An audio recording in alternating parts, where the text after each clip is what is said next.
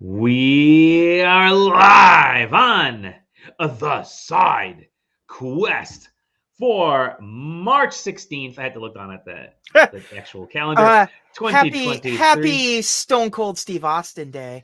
316. Oh, it's true. 316. And also, today is Zachapalooza. Zachapalooza. Ladies and gentlemen, this guy, Yeah, that Quest- guy. Quest Mania running wild. Quest Mania. Happy birthday, Zach. Thank you. Yeah. Happy to be here. We did it. That's the only thing you have loaded up and ready to go. I think that and Clippy. And I think a toilet. I think you got a toilet in there too. The toilet, and Yeah. I got Phil. Oh yeah, Phil. How are you doing, guys? Oh boy, are we doing? So great. Zach's having a great day. There's nothing. You can tell Zach's having a great day because he started off quiet. Yeah, I've had a nice day to myself. I got paid finally, which was cool. Oh, So- Happy I about wonder that. why. There you go. Happy birthday. Happy Yeah. birthday. We're gonna sing now. Okay, ready? Okay. Nope. No, we won't sing, but we did. A couple of us promised that we're gonna have cake for you, and because we couldn't be there, we did get cake. JJ, go ahead. I actually do. I actually went to the store and got an actual slice of cake. So The blurry. Wow, Blurry you went to the blurry cake Yeah. store. It's yeah, censored. it's censored. This is Japanese cake. So, whoa! Whoa! They didn't like that. They It hated didn't like that. Holy shit! Wow. The Japanese are. Wow! Oh my god. That was amazing. That was- I wish it just stayed that way. What? That was- Turned into an episode of Evangelion for a minute there. well, I got cake-ish stuff for you, Zach. I got birthday cake ice cream. So that is I'm gonna Nice. have a little bit. I'm gonna have this right now. Freezer burn and all. You can tell it's been in the freezer for long enough because the crystalline formations are probably about half an inch tall. So that's great. That's good stuff. But yeah, happy birthday cake. This webcam's great. It's just like there's no. I can tell it sounds awesome. It looks awesome. Yeah, there's no visible damage to the cable or anything. It's just fucking. It's send me to Tron. And I've got a little shot ski of absolute lime that we got a few weeks ago. So I'm gonna have a little bit of that. See if we can get some ASMR sound of that. Yeah. I'm drinking a craft seltzer. This is a mango dragon fruit seltzer. Ooh. It's my first time drinking in 3 weeks. Ooh. I've been cutting back quite a bit. Cutting back.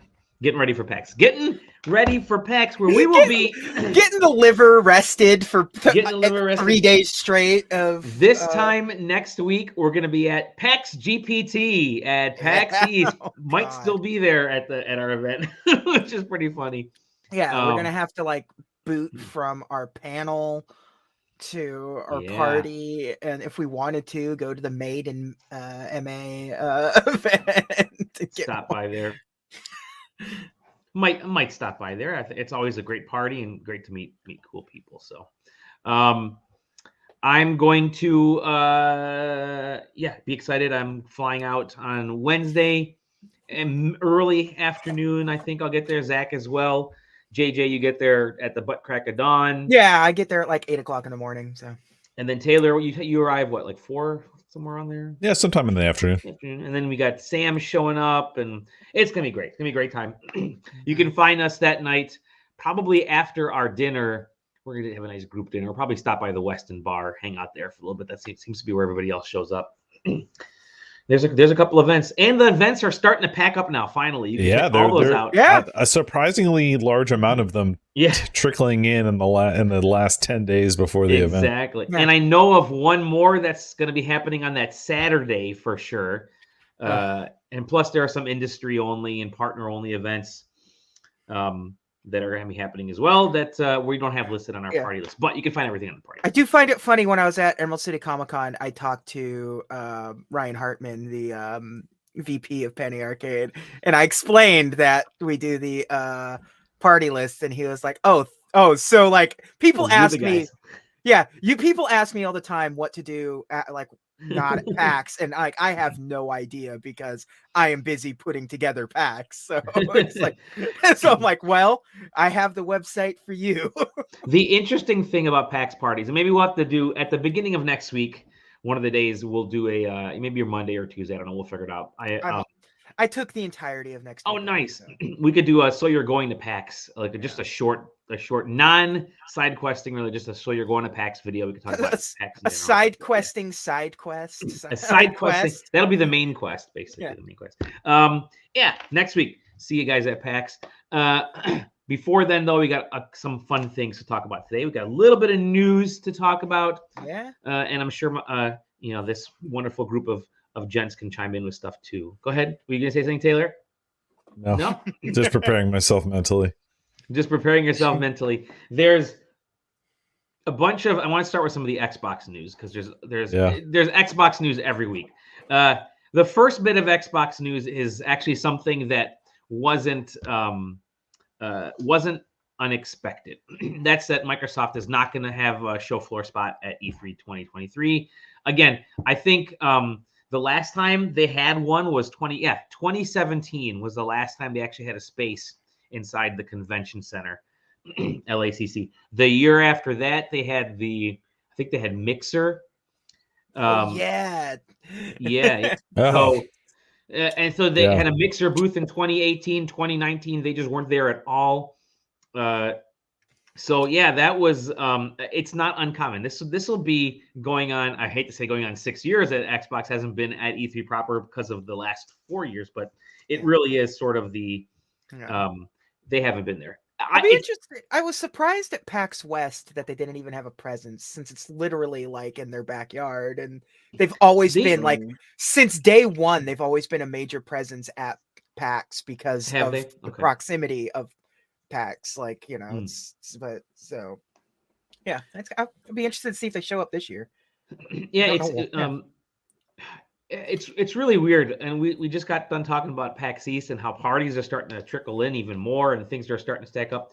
I have talked to a couple of promoters who at PAX East who said, "Oh crap, didn't realize PAX snuck up that quickly on them because this is like mid-March, and B, didn't realize how fast the convention was. PAX was going to sell out. Saturday sold out, Friday is almost sold out, 4-day tickets almost sold out. What that kind of gets me start thinking is last year people were hesitant to kind of get back into first year back.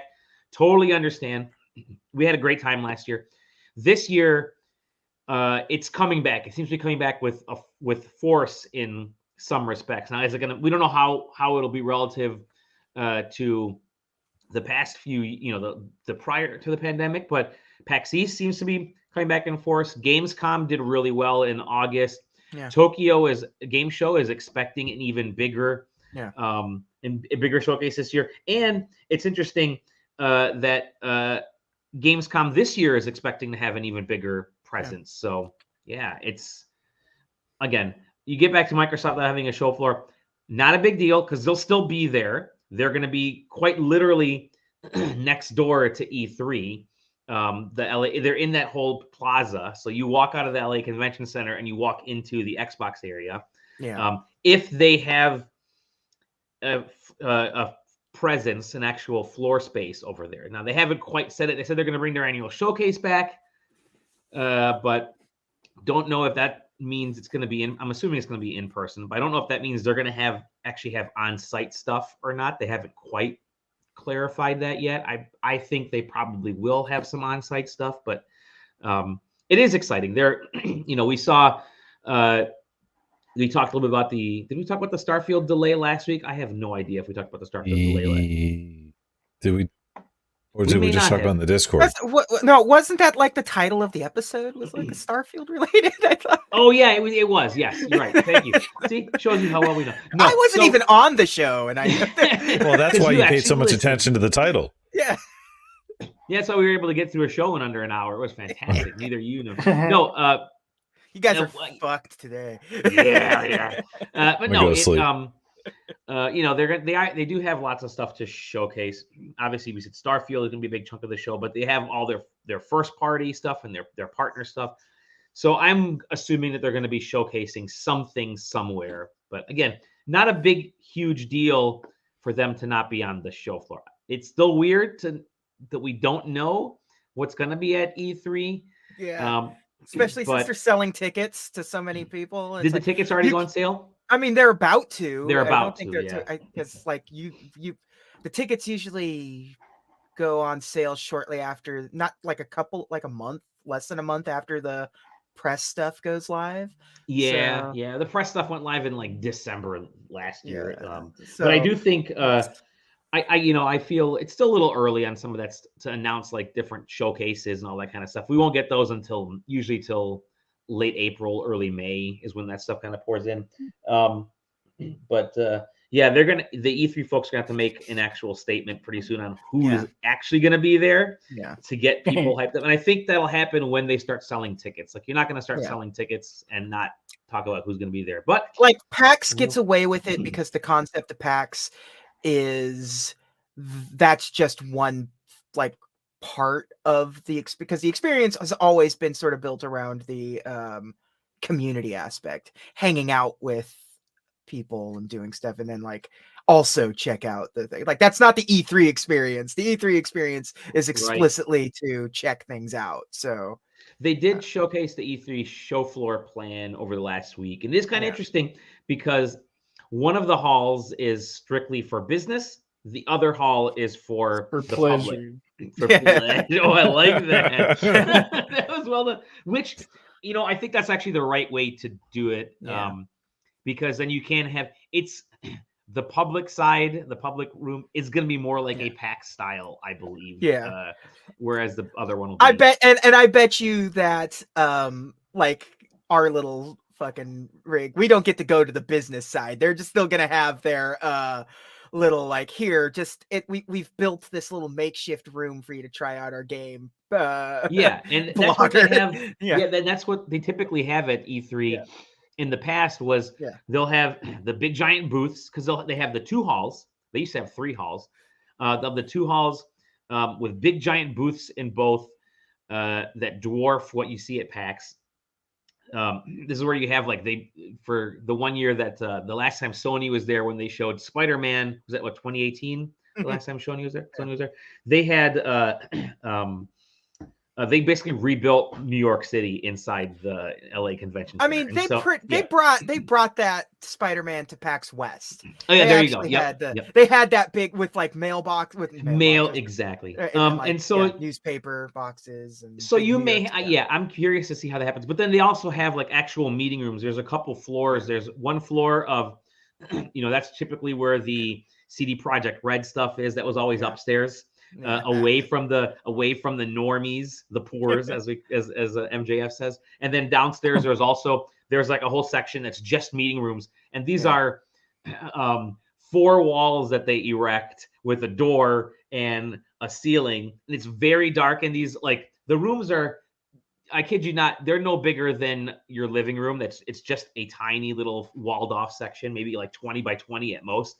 Very hot in there. Very sleepy. I think I've been in plenty of those where people were just out cold, long night of partying, whatever, and they're out cold. But I do miss. They haven't been doing them lately, but like I do miss at PAX the off-site meetings that they would do. They'd always find like the hotels or the like. We got that requested this year. There's a couple of requests, but they're at the West End, which is basically come see us. Yeah, come see us in the lobby. Attached. Yeah, it's attached to the. But like there was like that's where I met Swery, was like at a stinking like off to the side, like it's in an alleyway. It's like a meeting room that you can go to. It's like dude, that wasn't Swery, and you got mugged. No, it was a nice room, and they also had Toe Jam and Earl there, so it was fine. Okay.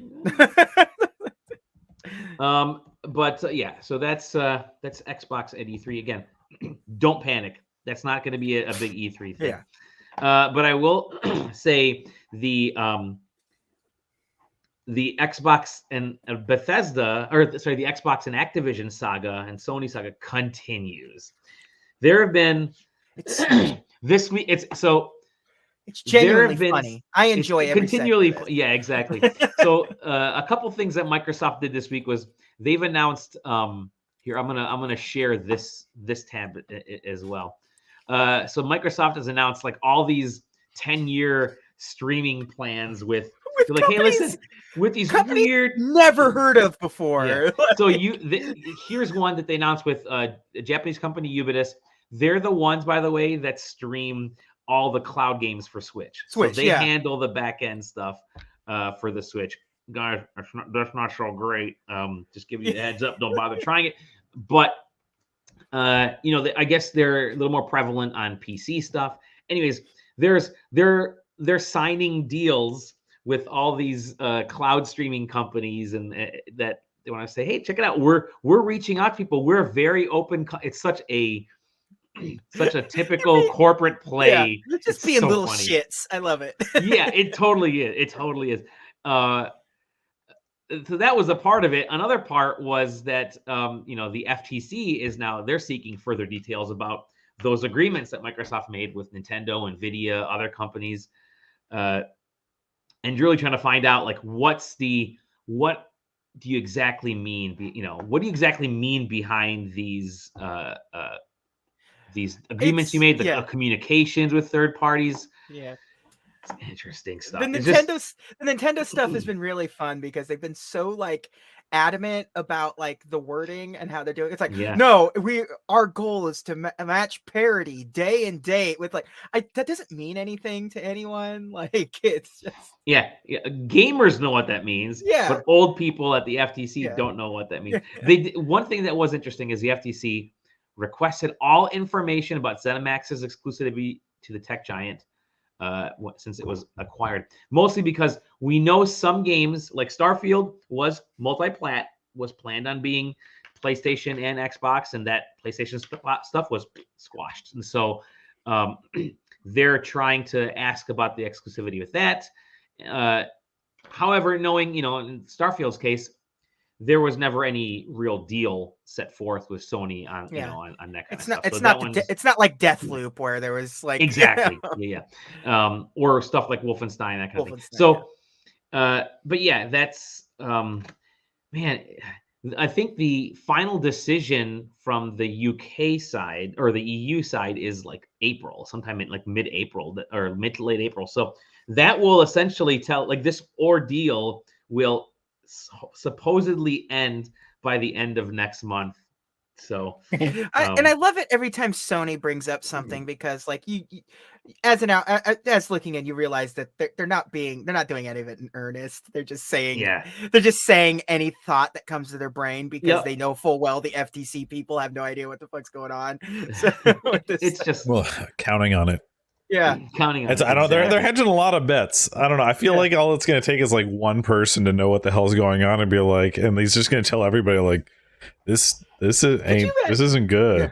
I like the idea. They think we're dumb, guys. I like Microsoft is going to release a gimped version of the game, a buggy mess of a game on our platform. Like, so crazy, man! It's so bonkers to think that Microsoft is going to spend significant billions of dollars so that they can ruin the reputation of their IP on our platform. It's I mean, like, I guess, man, that is a thing you could think of.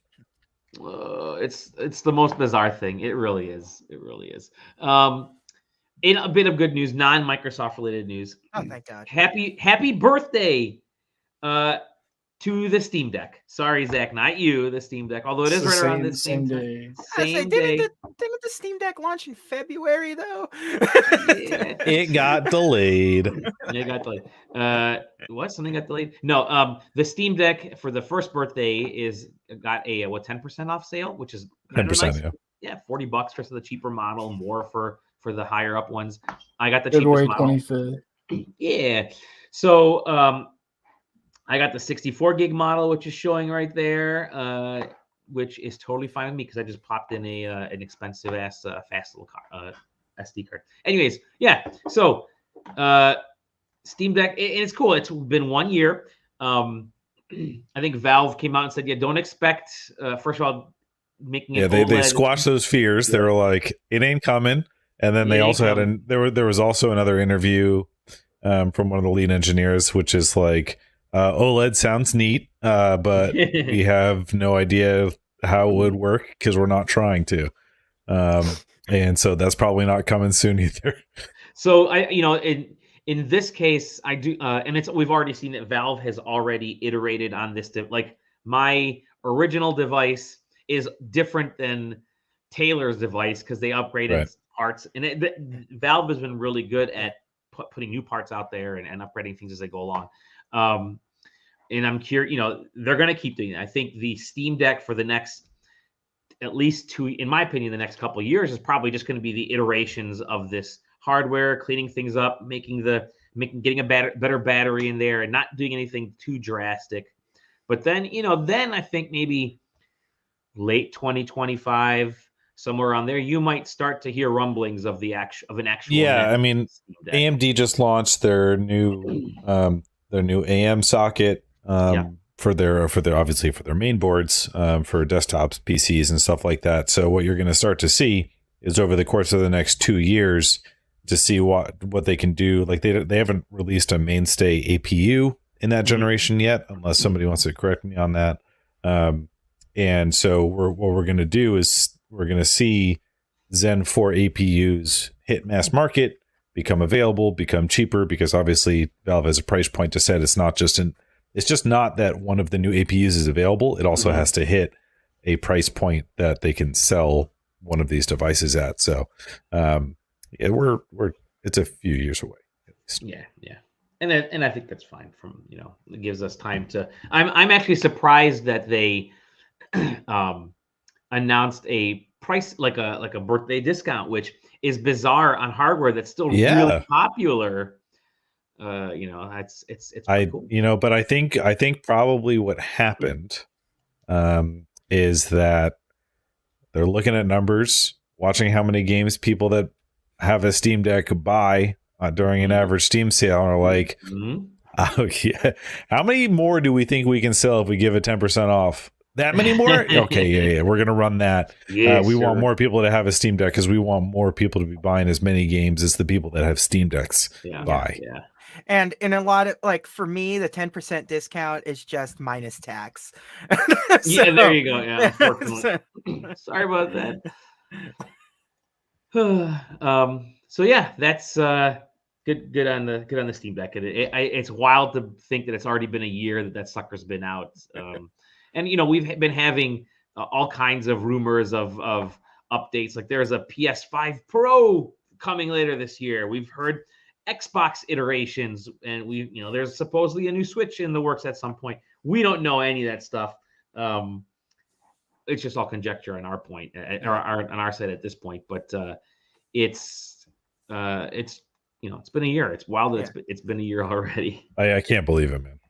Yeah, actually. Excellent.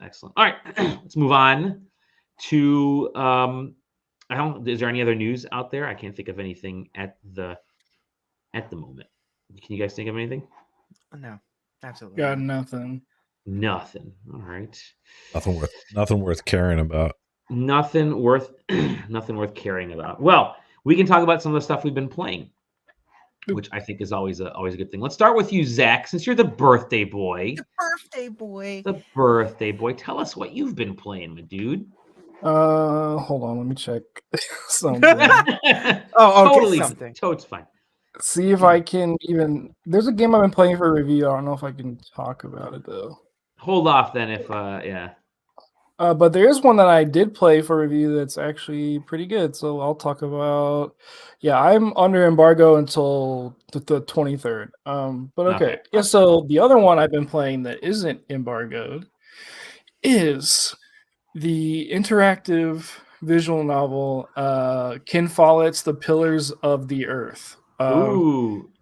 It's I don't even know how to talk about it because it's not really it's a kind of an adventure game, but not really. It's more so a visual novel, but the interesting parts of it is it's an adaptation of a very beloved best-selling historical fiction novel by Ken Follett, who's apparently a very popular author I just hadn't heard of before this. But yeah, what's cool about it is just about one area. It's about a town trying to like raise funds and create a cathedral to kind of protect the town, and for them to have funds coming into the town, into the city, and to kind of just protect the people there. It's like right after there's like a Gothic rebellion that happens, like a Gaelic rebellion that happened in the 12th century, and it's kind of like in the downfall of all of this like hectic stuff. This city's like, hey, we need to like do something. And it takes place over 30 years, so it's like a long spanning kind of just epic. He plays 3 different characters. You play as a monk who runs the cathedral. You play as a stonemason, and you play as one of the other characters' kids. I don't want to say who it is, but yeah, it's just a really well written story. It's all hand drawn, all voice acted. There's differences supposedly in the story that you can make that doesn't happen in the books, because the books are like set stories, and this is like you can change what you get, like who gets what items go here, so you might change the trajectory of the story in some cases, which is pretty cool. But yeah, I don't know. It's just kind of a weird thing for a company to do. I don't know why they'd say, "Hey, like, let's like adapt a book into a game," but they did, and it's really good. Like, it's perfect for the Switch, which is what I was playing. The thing on it runs well. It's just great to like sit down, kind of just enjoy it as a book. Yeah, this game came out in like 2017 on like PC or something. So yeah, it's funny that like Switch, of course. Makes it's also 90% off right now. Oh wow! On Steam, so it's like $2 if you want to play it. Yeah, it's really good. I was excited to get a key for it because it's always been on my radar. I just never bought it. But yeah, it's definitely in my wheelhouse more so recently, because the games I've been enjoying have been intimate. Basically, is like where my brain's been for like types of like story games, or just stories that I want right now. And this just kind of like slots into that. So I was very like, okay, this is cool. And it's also, I think, is loosely based in history, like in actual church priory and all these things. So yeah, I just want to know the story of like how it came to be. It's just so weird. Interactive fiction, it's interactive fiction. Interactive novelizations have come such a long way over the last several years, especially last like 5 years really since this game was released. So it's just really cool to see them adapt these things. And it's I feel like it's a neat way to get these classic stories, because I'm going to talk about a game that I've been playing very similar, same developer, producer, that a neat way to kind of tell these stories to whole new generations and make them interactive. So yeah. And it's funny because it's not like they've done anything else. Like, this is like Ken Follett related. This is just like, let's just adapt this one particular Ken Follett series for like let's do this. Let's do it's a series, but the game covers the first book. So you basically I'm pretty sure they changed the way the story is told in the game so they can do it in 3 parts. Like each part is from a different character's POV. So there's like book 1 in the book is from one character, in the game is one character, book 2, book 3. But yeah, I just want to know, like, how did this happen? Did Kid Follett like hit them up like, hey, you guys want to make a game? It's also Daedalic. They don't really make many good games per se. Like, I was looking at their track record. I was like, what have they made? I'm like, oh, there's just a bunch of just like meh games, or just games that people don't really talk about. But It's then like there's they do this. like the Deponia or whatever, that franchise. Yeah, and they do the Gollum game that's coming out. So it's like, which we can see at PAX East. so it's like, okay, so how did this happen? Like, how did this like pretty interesting piece of like kind of art, like, because like there's a lot of like passion that went into making those cutscenes. Like you can tell that somebody knocked it out of the park with those hand drawn scenes, everything, the voice acting. Ken Follett's a character in it, like he voices a character in it. It's like some amount of love went into it. So the whole reason this studio exists was for this moment. it feels like Yeah. it's some guy's like dream. Is I've been dreaming about making this game for a decade or whatever. The biggest Ken Follett nut out there. Yeah. What else are you playing? That's on. The other one is just review games I can't talk about, but I really, the one I'm currently playing, I really do like a lot, and I'm just gonna, but besides that, just the usual, nothing crazy. Been chilling. Nice. So. Well, I'm gonna hop in next because I have also been playing an interactive novel. I got a couple of review things I've been playing. One is an interactive novel, Painting Werther, which is so this is Making butterscotch. Yeah, also that's what I thought of. It may also be by the same or similar folks. Did Alec? I have to check the notes, but the notes. But so this is based. I have notes here. Speaking of which, it's based on. I don't know if you guys know about Goethe. He was like a philosopher writer back in the 1700s, 18th century. We didn't really overlap much. Yeah, he didn't hang out in the same spots. So the book he wrote is Sorrows of Young Werther, and it's essentially like a series of letters, like people writing letters back and forth in these in novelizations became sort of popular on that. I mean, Frankenstein, a bunch of other stuff. And so this story, this interactive novel, is told much in that way. Essentially, you're getting told this Sorrows of Young Werther, but it's done so through these great big works of art from roughly around the same time period. Everybody from Van Gogh to, there's obviously you saw some of the marble stonework and granite stonework that was done there. But there's it's an interest. It's more of like it's like part hidden picture, as you can kind of see there, part interactive novel, part dude falling back, and you can see his junk, which is always a great thing. But what I really liked about it was the way what they're doing with this artwork, and you can kind of. I'm gonna stop it right here. Oop, I did not stop it. Ha. So the story is about this guy Werther who this young guy who has issues in the town that he's in. He ends up moving to this other town. The first place he had issues because of love, whatever. Second, so he goes to this other town and meets this girl, starts to strike up a relationship with her. She's engaged, strikes up a friendship with her fiance.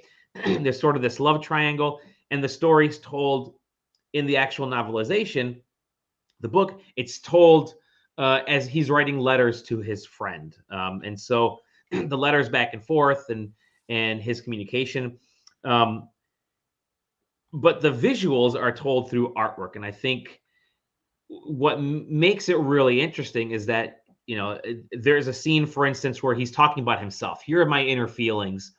Here's kind of the torment that I'm going through. And in that point, you're actually sketching, with I use a mouse. They don't have a touchscreen yet, which is really weird. But you use the mouse and you're sketching out the line drawing for Werther, and then you put like a rough coat of ink on there, and then you kind of finish the painting. And it's kind of a cool procedural thing for some of these. Then you'll go through points where you're actually pulling stuff away. You saw that note there, which was kind of cool, which is, let's see, the note was, "Without you, I have nothing." And you're kind of chipping away oh, you chipped away at the blackness, and here's the the darkness. Here's the guy standing there, but then it starts to fall apart. You're still kind of chipping things away, and he's looking down. It's just a cool way to bring in art and kind of tell this story. And part of the story, what they did with the art is you're sort of unraveling this mystery of why he left and the problems that are happening with his new love interest. But I really like sort of these subtle animations. This isn't a super long game. You can knock it out in a couple. And I think it's just kind of a neat way to tell these types of go into these types of books and stories and novelizations. Again, it kind of opens it up to a whole new different type of audience. I've never read this book. I probably would have never picked it up, but because it's being told this way, I was into it. I think they said they've been working on this game for like 5-6 years, so now they've got it out. And there are actually some really cool scenes. I'm gonna do it right here, and you kind of see it right this part right here. So you're actually painting and revealing this woodland scene, and it goes through like different types of art styles, different artists as it opens up, and it feels like that Van Gogh experience that's been really cool that a lot of people have gone to. I went to that thing. It was really neat. So it definitely has that sort of high interactive art feel to it, which I really loved. I mean, it's worth it to sort of play this game, get the story, go all the way through, and then go back and just kind of re-experience it all over again. So I'm digging it. I don't know if it'll, it's not really going to hold my time after I go through the first time and maybe kind of hop back in it a little bit to kind of re-see scenes. But then I might actually be passing this on to my daughter to have her check it out and read this interactive book. And my wife might want to check it out later on. And my friends might want to, friends and family, like, hey, if you ever want to read this book and you don't want to sit down and read it, maybe you can do the interactive version of it. So no, I like that. The audio is really cool. I've been playing it on the PC because it doesn't work on the Steam Deck, but I had the headphones plugged in, and it's great with the headphones. It's kind of designed for keeping, not using your laptops or your televisions speakers. You should, and not even that like surrounds. You put headphones on and really get that experience. But it's cool. The art goes well with the points of the story, but it's not necessarily the driving factor, I guess, of the story. But yeah, it's just kind of neat to go through all that stuff. And again, Zach, it's something that I wasn't sure how I was going to get into it, or if I was going to be into it, because there was no artist named Werther. But I think this is a good way to experience this book. So yeah, I got a new appreciation for Goethe.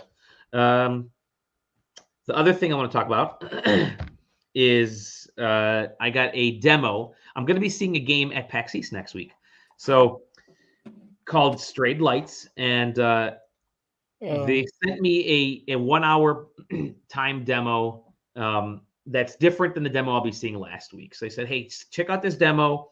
It will, get accustomed to what this game's about, and then when you come next week, we'll give you a whole new demo of what what you can, how to play the game. So, and see all kinds of new things.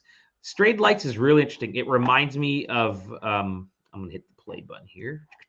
Share the screen. Sort of reminds me of Kena. Was it Bridge of Spirits, whatever that was?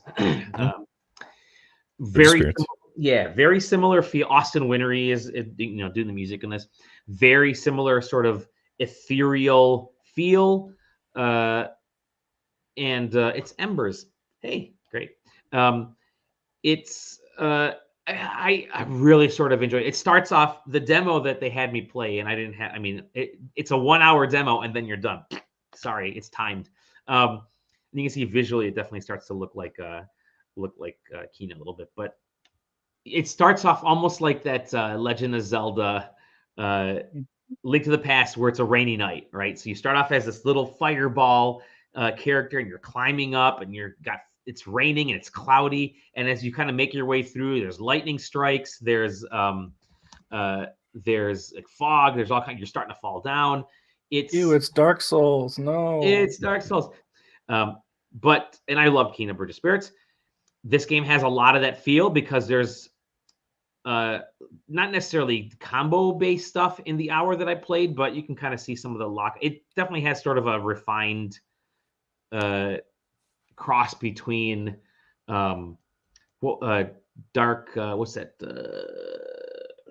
Souls. not Souls, Dark that's Zelda style Souls. game. That's Zelda style game. Not Darkstalkers, whatever. Very cool Zelda. Darksiders? Are you talking about Darksiders. Darksiders. Thank you. No, it has like a cool Zelda feel to it, but then at the same time, like you're sort of capturing these abilities. Your character's changing. The appearance has a little bit of Mega Man-ish, and Looks cool. visually looks cool. So yeah, that's it. Just looking at a demo. That's it. I'll have more to say next week after I play more of it. I like the art design. I will say I like the dark like features and using like negative space with the light to like accentuate stuff. It's Tron has Legacy Tron Legacy meets Kingdom Hearts. Meets Kingdom Hearts 2, the Kingdom Tron Hearts stage. yeah, Tron is in Kingdom Hearts, so it all makes sense. There you go, perfect. So yeah, that's what I'm playing. Good stuff. I'm gonna stop sharing. Who wants? You know what? JJ's got a bunch of stuff. I got 2 things. Let's go to Taylor. Let's go to Taylor.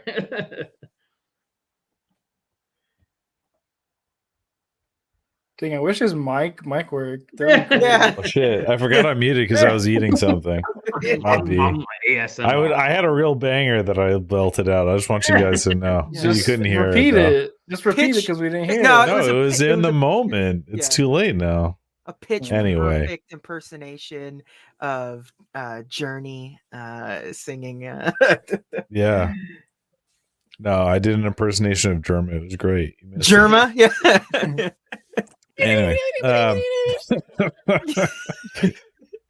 let's see. What did I play this week? I played Returnal. Yeah. I beat Returnal. Ooh, you're the One of the one few. you're the one who beat it. One of the It's few slash- people. One of the few. Oh, yeah. slash I rolled the credits on Returnal. Yeah. Technically, there's another step you can go, which I watched the YouTube video for because I had seen what I needed to see, and I didn't need to beat the game again to see the other part that I needed to see. At least for me personally, I was good. I had done it. I'm good. But It's hard. I will. I mean, it is a hard game. Yeah. But the other thing was weird is that knowing what I know about it, there is an ending in the sense that something happens when you finish it for the third time. You know, it not that I want to attribute it solely to Yoko Taro, but you know, you beat Returnal and it's like, yeah, I lived my life, and then you get whipped back and you're like, oh, I didn't escape the cycle. That's the kind of game it is, and then you have to beat it again to see the quote unquote real ending, which is also not a real ending because there's still more secrets. It's super Ghosts and Goblins.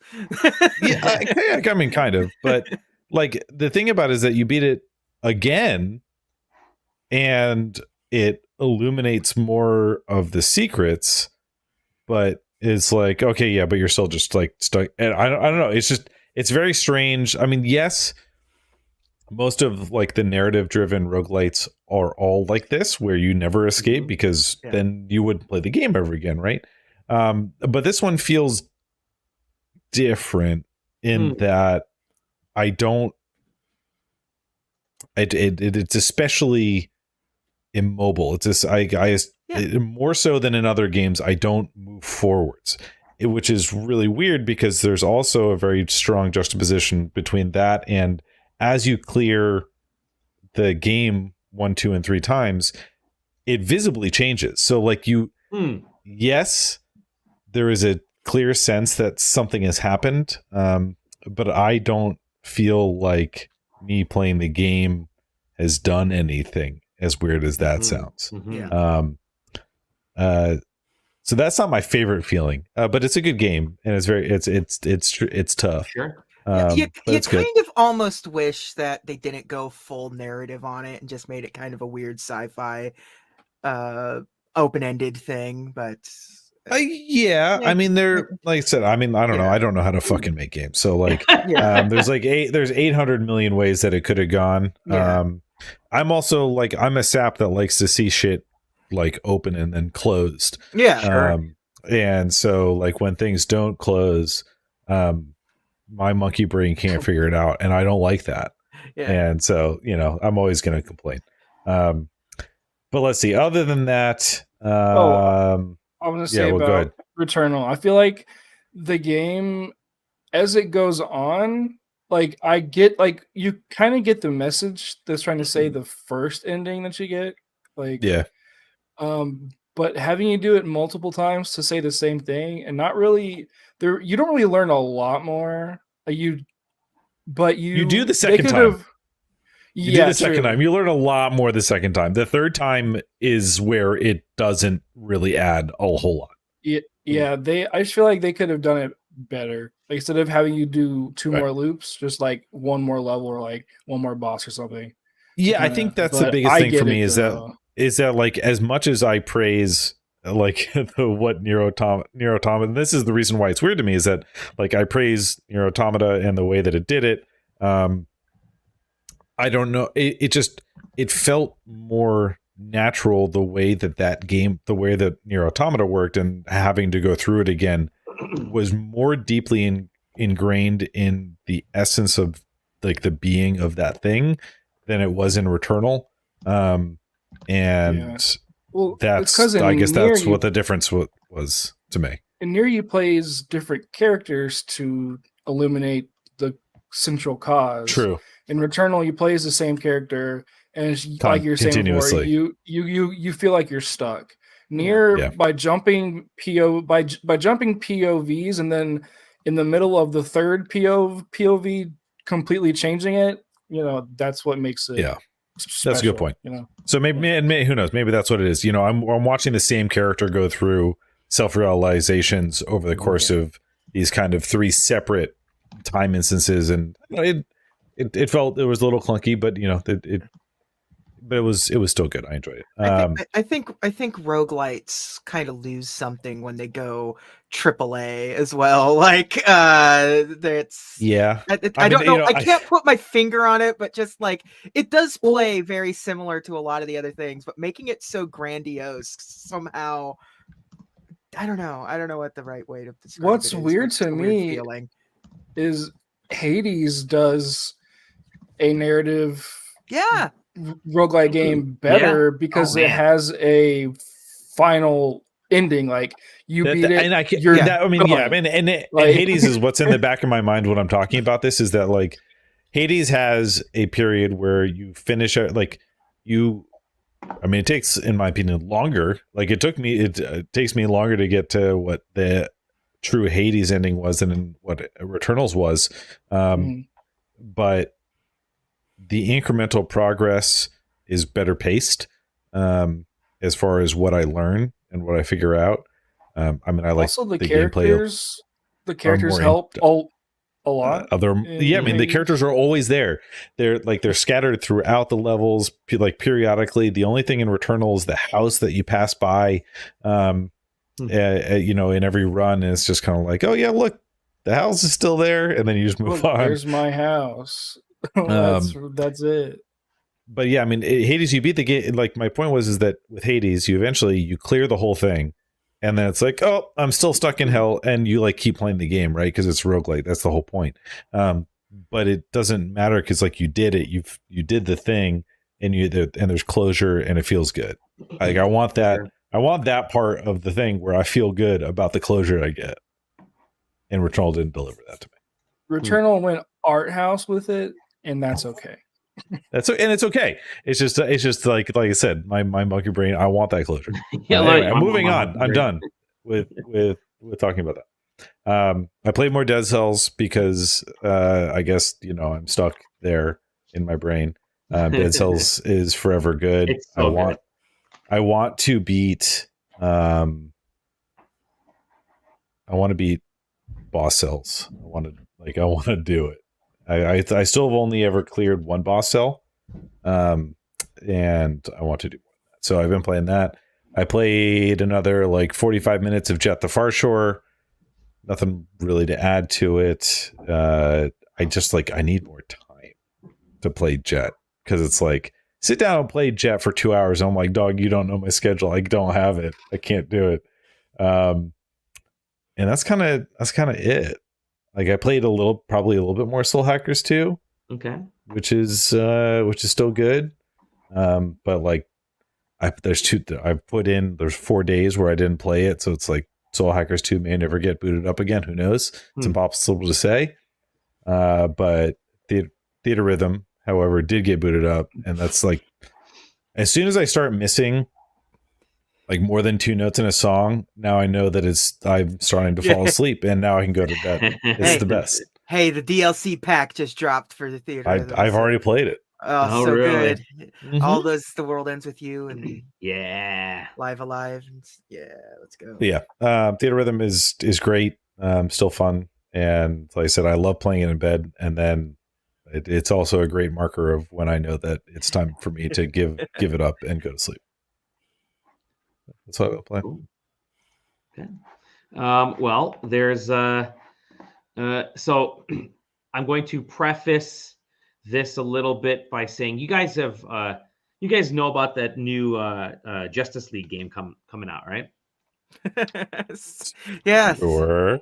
Yeah. It's already out, and JJ's been playing it. Can you What? talk about this, JJ? Yeah, No. man. I've been playing Justice League Cosmic Chaos, I think its full title is. It is a children's game, obviously. It's by And you are a children. and I am I am children. First children, JJ Holder. This is a way better game than it has any like reason to be. Really? I am So bizarre. I am having an absolute fucking blast with this game. Wow. And it's not because the gameplay is anything. What you see is mostly what you get here. It is like an isometric brawler in like by way of it's almost like Diablo without the numbers. You just sort of kids don't know numbers, which you just sort of point. Yeah, but except there is like an XP system in place. Whoa, hold on. Was that was Batman wearing a swimsuit? That's awesome. It has wait, let's find that. I keep talking. Yeah, dude. Yeah. This is a game that I am sticking around with it because the writing in it is insanely good. Like it's having fun with the universe in a way that like with like a jovial respect for it. Like at one point you have to go undercover and it goes into a stealth segment, which is really weird to say, but like Batman has like costumes ready for everyone. And so when you come out, it's like Wonder Woman in her, like when she was like being the spokesperson for a taco joint in the comics, like deep cut bullshit. And Batman dresses up as Matches Malone, which like like if you don't read the DC comics, like that is like a super obscure like 90s DC comic thing where Batman had an underworld alternate personality called Matches Malone, which is the identity of a recently killed like mob guy. It's the insane thing, and it's just in here. Here's this one. Taylor. Oh yeah. Yeah, I guessed. Yeah, guess who didn't reply? Yeah, right. Well, we have to talk about it here. This is just strictly a Zorro reference, man. Yeah. So, I love it. They're showing that movie about a guy in a mask in a black hat who uses a sword. Listen, maybe there's multiple options. Gnashing of teeth. except Batman's family was killed after a showing of Zorro. Got it. Okay, there you go. God, it's brilliant. Yeah. This game, like within the first 5 minutes, has a joke that made me laugh like audibly out loud, and it has Mixiopiddleic. It's a don't laugh at that name. It's I gotta show this. This is really. I'm like, there's no way this is in the game. Yeah, that's Oh my god. Mixiopiddleic is making you go through some crazy shit to like get into the Hall of Justice, which he's renamed the Hall of Doofuses, and to get your badges. You have to go get your badges, and this is what they come back as. The badge of Barf Man. Yeah, Wonder Barfman, Worm. Super Chicken, Wonder Worm. Yeah, it's super funny, and it does deep cut stuff. Like as a comic book fan, they're having some real fun with it. I'll get into some more of that stuff later. But I forget where I was. Oh, Mixiopiddleic is like asks them what's your favorite snack. And everyone knows that this is just, he's going to turn us into our favorite snack. So everyone shuts up except Superman blurts out pretzels. So he turns them all into pretzels. And they all like, it's like Ghostbusters where they turn to him and it's like, why did you think pretzels? And he's like, I'm sorry, I couldn't help myself. Pretzels are my kryptonite. And then Batman snaps back like, kryptonite is your kryptonite. And it made me... It killed me. Stupid. It's so dumb, but it absolutely killed me. This line is so good. Yeah. Yeah, he is. So yeah, and like Booster Gold is a dipshit in this. He just as he should be. He's a guy from the future who wants to be a famous superhero. So here he is, and Superman does not give a shit about him at all, but absolutely loves Skeets, his little robot companion. What's up? And then there's this line, which is great. Politicians we can't trust. Who'd have guessed? And that is a reoccurring theme. This thing is constantly taking down politics. Because okay, so the game starts off with an obscure character, Snapper Carr, becoming mayor of Happy Harbor, and he gets overthrown by Mixiopiddleic and Starro. So now Mixiopiddleic is the mayor of Happy Harbor, causing terror to but he's also turning everybody against the Justice League, which is really funny to keep playing it, and everyone just kind of getting irritated with the Justice League's bullshit as they're trying to help. Like he sends them off into the sewers to like, all right, I'll tell you who your friend is, but you need to like clean up the sewers as part of my political campaign. And the act of them cleaning the sewers actually floods everyone's houses. Oh my god. So like everyone's just like, it's like, oh hey, Justice jerks or whatever. Like nobody wants anything to do with them anymore except for like some super fans and stuff. And the characterizations of the three, because you only play as Wonder Woman, Superman, and Batman. The other characters are support characters. So you have support characters of Cyborg, Green Lantern, who is voiced by Kratos, by the way.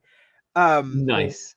The Flash and Aquaman, and they're heroes that have been abducted by Starro, and you have to save them. And after you save them, they become part of like an assist. You push a button on your controller and it calls in the assist to help you. And you can switch through the characters on a whim. Each one has their own advantage and disadvantage. And you saw like it has that sort of games as a service skill tree thing. Like you go to the pause menu and you've got a cursor moving around, you're adding equipment and things, but because it's a kid's game, it's like zero. It's like you don't have to, you're not being screwed on anything. But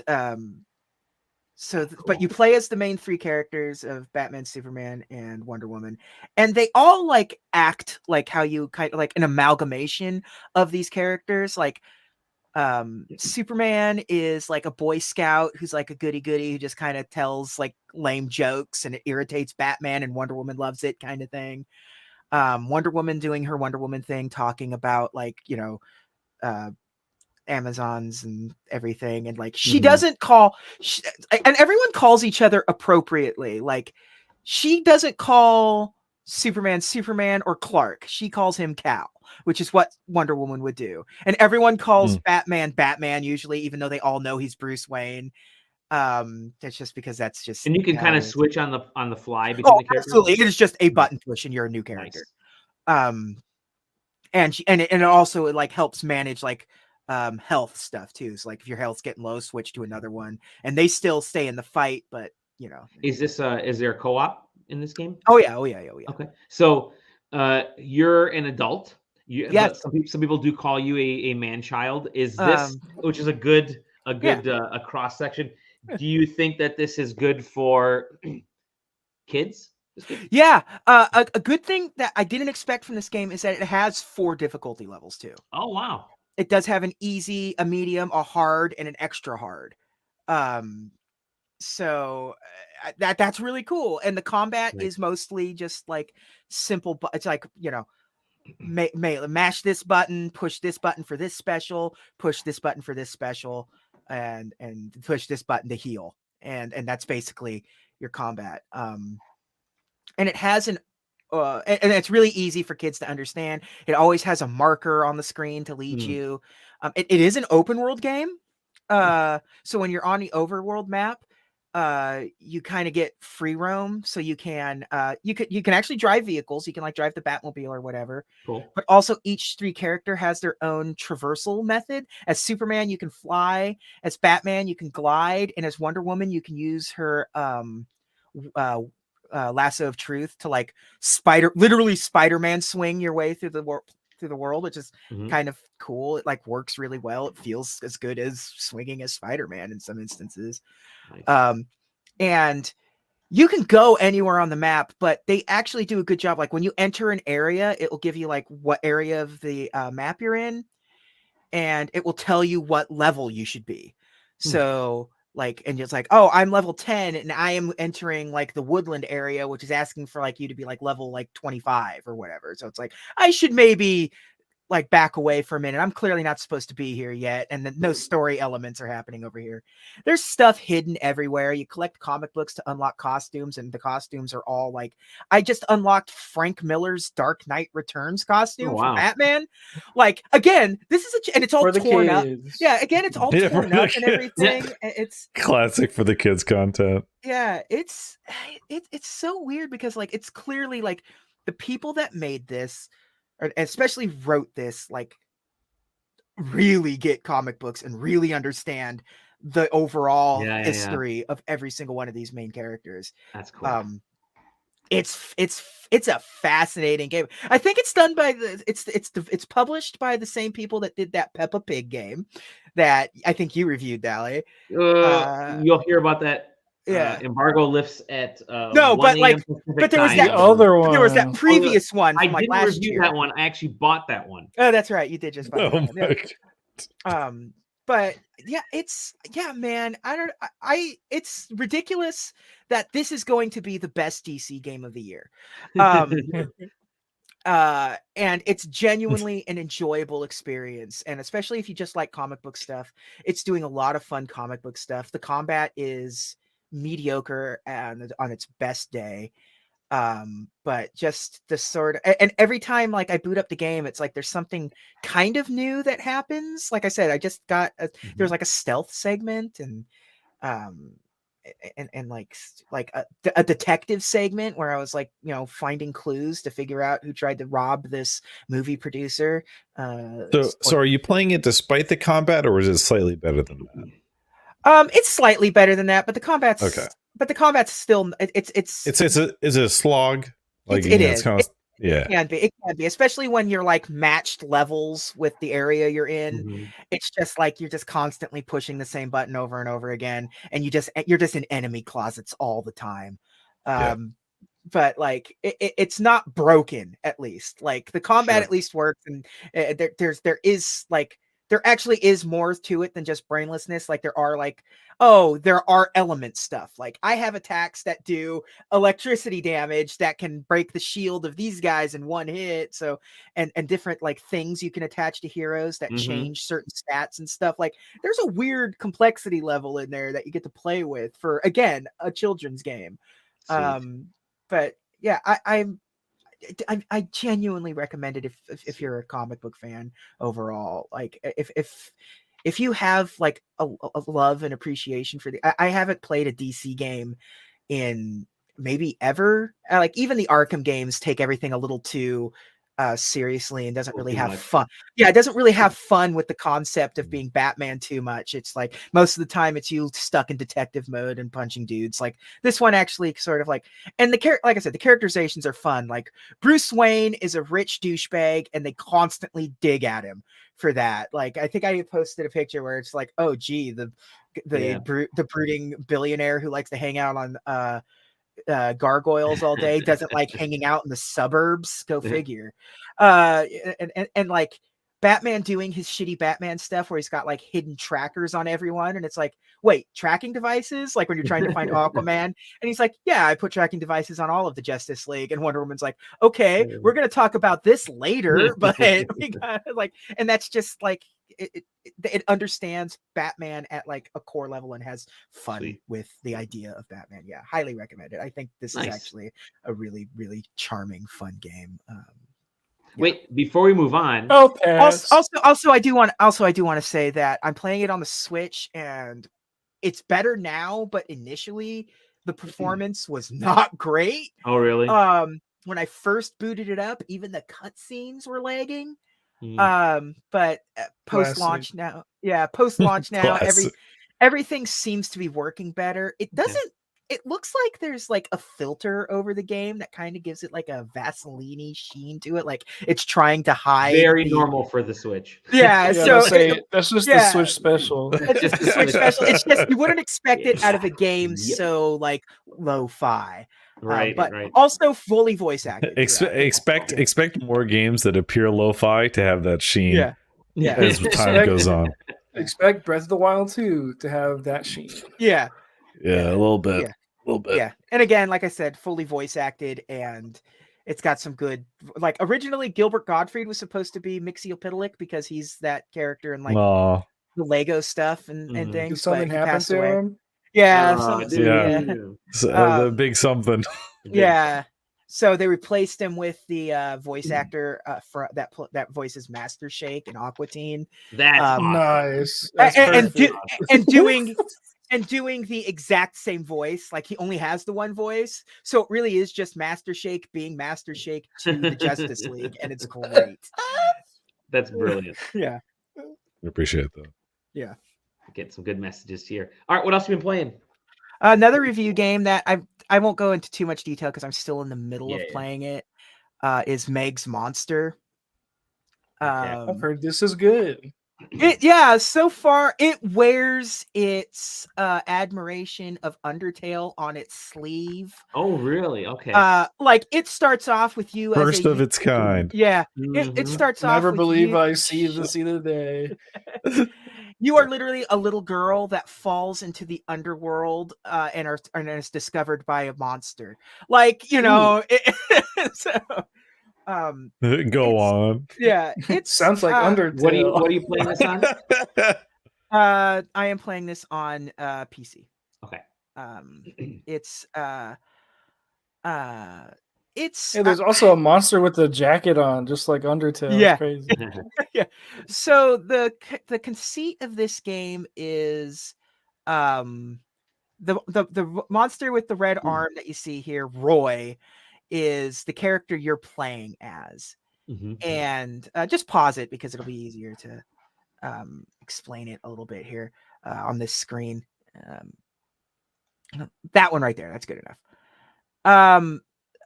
So the little girl is trying to find her mom, and she just kind of clings to these monsters that sort of discover her, and they want nothing to do with her.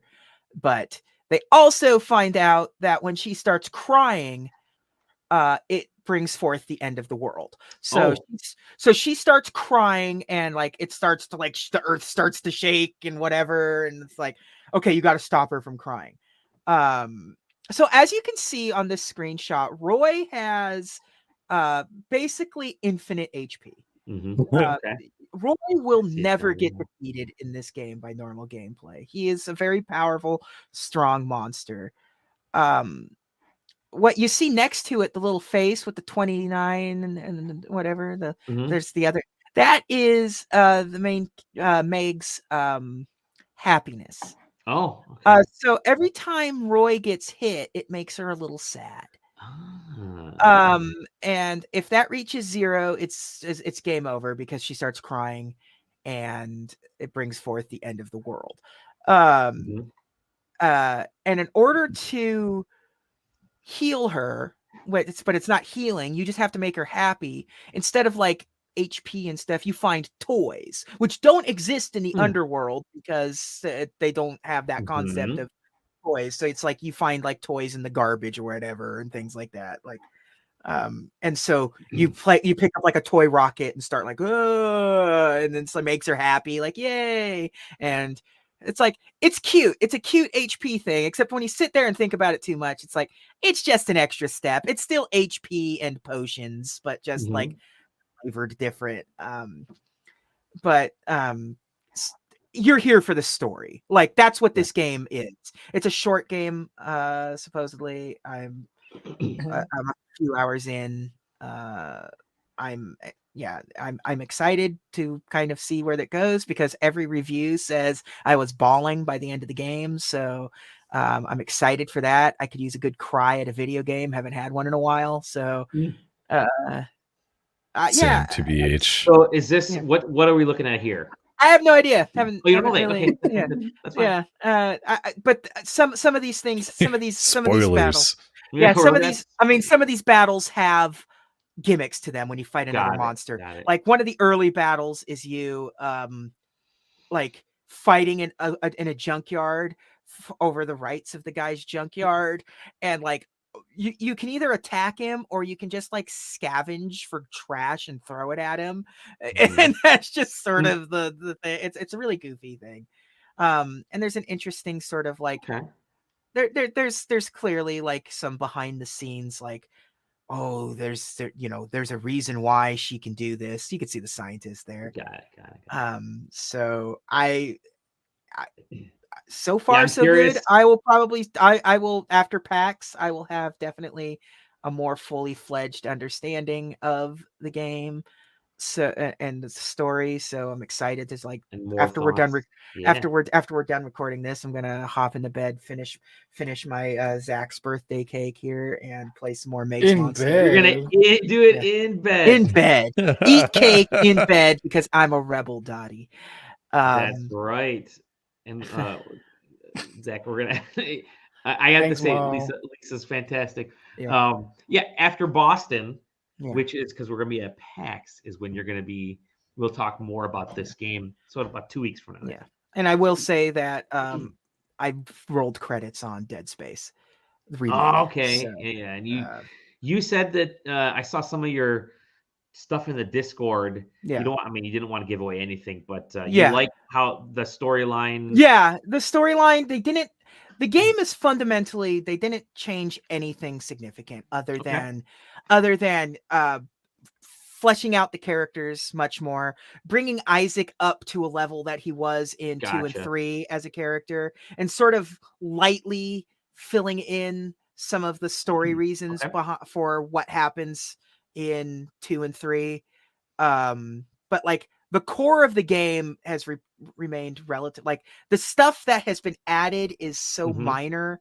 Like I think a problem I have with a lot of remakes is that they polish them too much sometimes. Like part of what makes some old games like charming is some of the jank level, and when you polish out some of the weirdness that some of these older games have, you sort of lose something in translation. Like I think like Resident Evil 2 and 3 are good games, but like the remakes are just kind of like too polished. It sort of removes what makes Resident Evil in a lot of ways.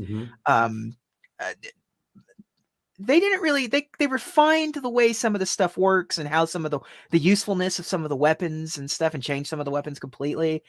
But like the game overall, like even while playing it, you kind of remember like the layout's not exactly the same, but it's familiar enough to where you never really feel lost.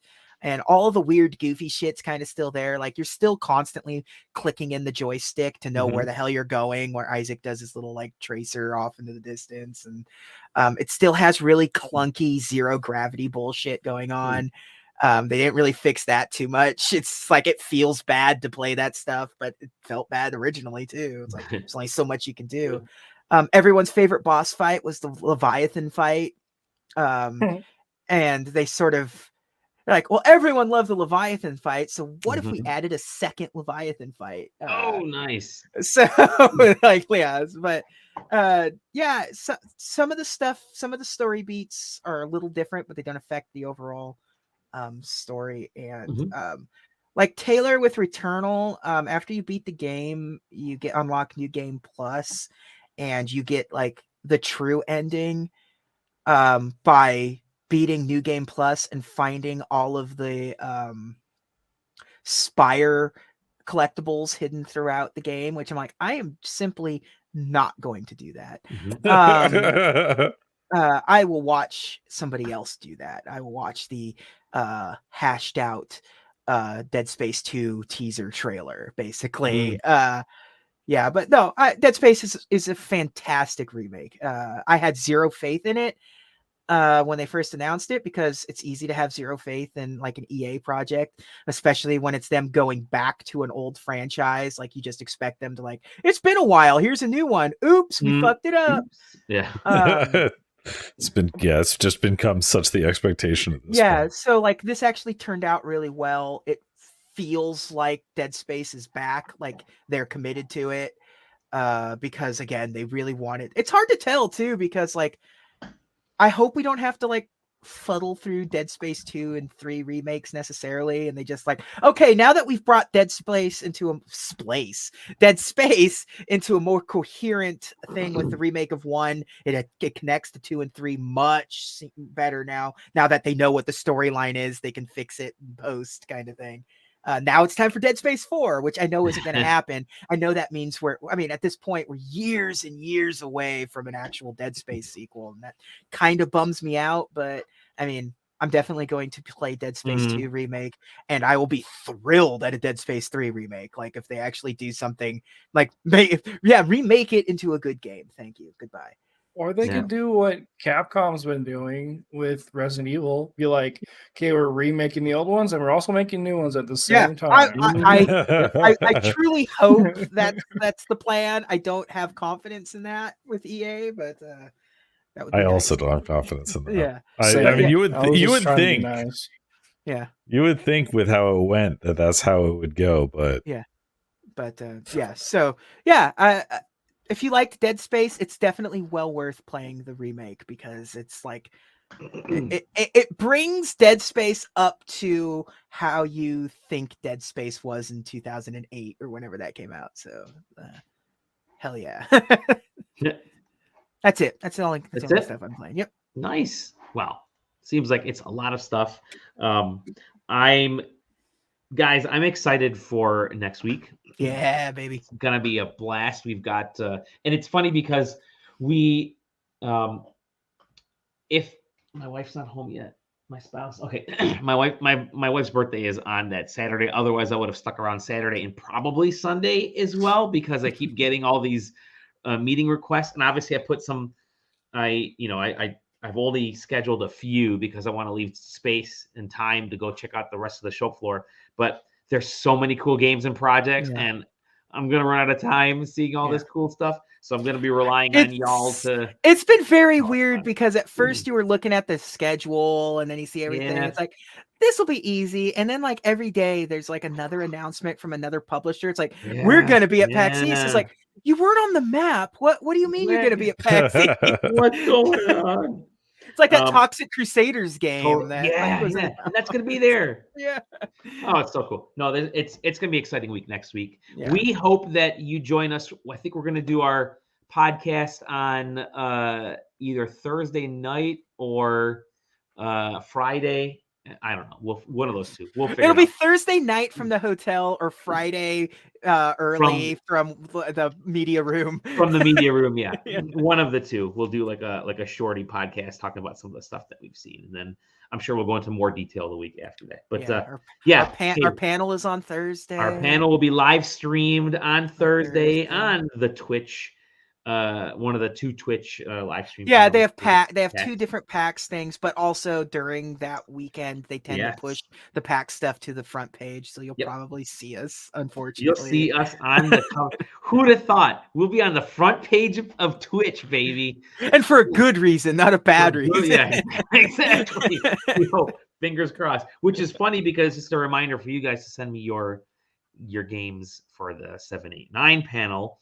Oh no, you know what my games are. My slideshow is a secret, and I'm bringing it up on my own. So. Oh, are you okay? Yeah, Good. I may need it ahead of time just so I can. But I will plug it in without looking at it. Yeah. Either way, Taylor, JJ, Zach, thank you guys for joining us. Zach, happiest of birthdays. We hope you're recovering a little bit from all the awesome food that you were showing us earlier on. How old are you now, Zach? 17? 18? 17, 18? 19, he just turned 21. Yeah, are we going to be allowed to order you a drink at PAX? Okay. We should set up a Patreon. We should set up a Patreon for people to just buy drinks. Buy drinks ahead of time. Yeah, donate to our coffee that I never set up. That Dally halfway set up and then never launched. Yeah, happy birthday, my dude. Hope it's been a great day and a great year ahead. And thank you to everybody for watching, listening, messaging us. Thank you to the people in the Discord. Please feel free. Follow us at sidequesting.com in the SideQuesting Discord, which we've now bumped up to community level. Yay, we're now a community server, which means we've got a ton of people there. We've got 1,500 people in our Discord. Terrifying. and 6 of them talk to us. It's us 4 and 2 other people.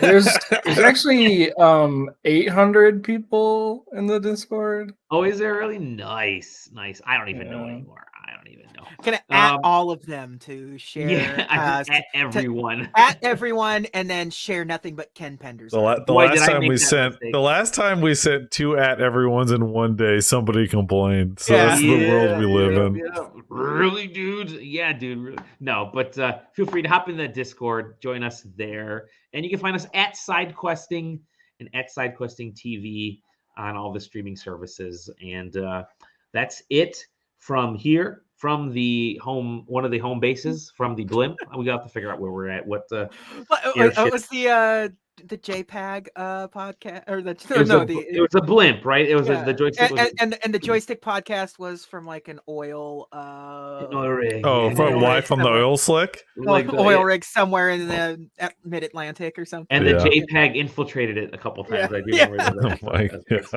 Zach, what are you guys talking about? With that said, we'll see you on the next episode of The Side Quest.